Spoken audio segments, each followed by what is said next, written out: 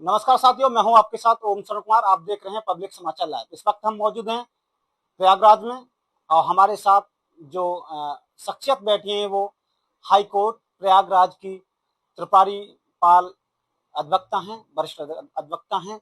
और जो वर्तमान में भारत में जो एक मामला चल रहा है सीजेआई वीआर गवई का, जिसमें एक अधिवक्ता द्वारा जूता फेंकने का जो कार्य किया गया था, उसी मामले को लेकर के हमारे साथ मौजूद हैं। क्या कहेंगे वकील साहब? जी, स्वागत है आपका पब्लिक समाचार लाइव में। जी, धन्यवाद आपका। जी, ये जो गवई साहब का जो मामला चल रहा है, जी, ये क्या है, पूरा कैसे देखते हैं आप इसको? एक जनहित याचिका माननीय सर्वोच्च न्यायालय में दाखिल हुई थी, जिसमें चित्रकूट में भगवान विष्णु की मूर्ति खंडित हो गई थी, उसके से संबंधित जनहित याचिका दाखिल हुई थी, जिसके वकील वहां बहस के दौरान वकील थे राकेश किशोर जी। उन्होंने माननीय सीजीआई महोदय पर जूता फेंकने का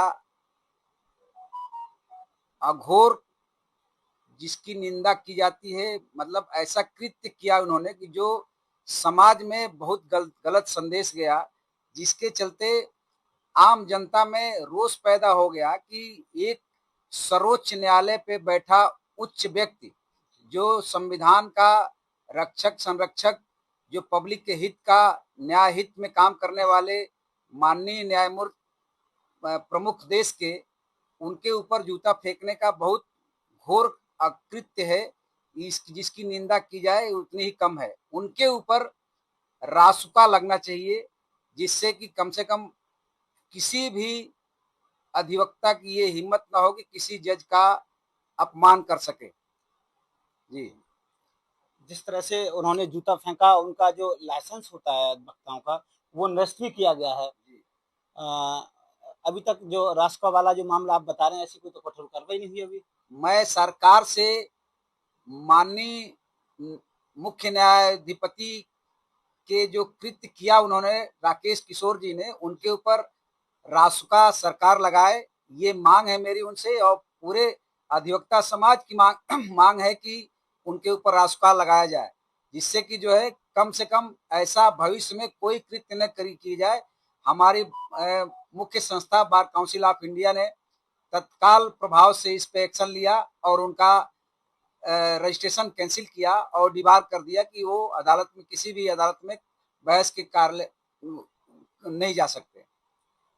सर, वो जो श्रवण परिषद के कुछ नेता हैं और कार्यकर्ता, जो भी संगठन है, कई पार्टियां के, और उनका कह रहे हैं कि जो वकील साहब ने जो जूता फेंका था, कहीं ना कहीं सनातन के धर्म का अपमान हो रहा था, उस कारण उन्होंने सही फेंका था।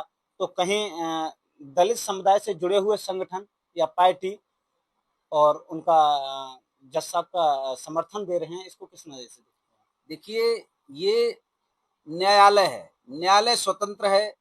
इसको मैं सर्व समाज से निवेदन करूंगा कि इसको राजनीतिकरण न करें, क्योंकि ये न्यायालय का मामला है। न्यायालय को अगर राजनीति में घसीटेंगे तो न्यायपालिका का अस्तित्व खत्म हो जाएगा। इसलिए न्यायपालिका का हर आदमी का ऊपर विश्वास है, और अगर न्यायपालिका नहीं रहेगी तो हर आदमी की आवाज दबा दी जाएगी, कहीं भी जाएगा उसकी कोई कार्रवाई नहीं होगी, गरीब तबके का आदमी, किसी को न्याय नहीं मिलेगा।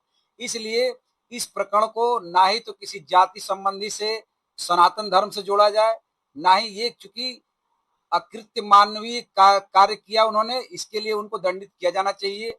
उन पर रासुका लगना चाहिए, और सरकार से मैं पुनः मांग करूंगा कि उन पर रासुका लगाया जाए। सर, जो न्यायमूर्ति के साथ ही ऐसा घोर कृत्य किया जा रहा है, तो जो आम लोगों के लिए क्या कोई न्याय की उम्मीद की जा सकती है सरकार से? जी, मैं सरकार, इस पे सरकार, जहां तक मेरी उम्मीद है कि सरकार अभी चुप है, लेकिन इस पे सरकार का एक्शन आएगा। जैसा प्रक्रिया समाज में चल रहा है न्यायालय के प्रति, माननीय मुख्य न्यायाधिपति के महोदय के प्रति, तो इस पे सरकार उम्मीद है कि अवश्य कार्यवाही करेगी, जिससे कम से कम न्यायालय को सुरक्षित रखा जाए, न्यायालय का राजनीतिकरण न हो। जी, धन्यवाद।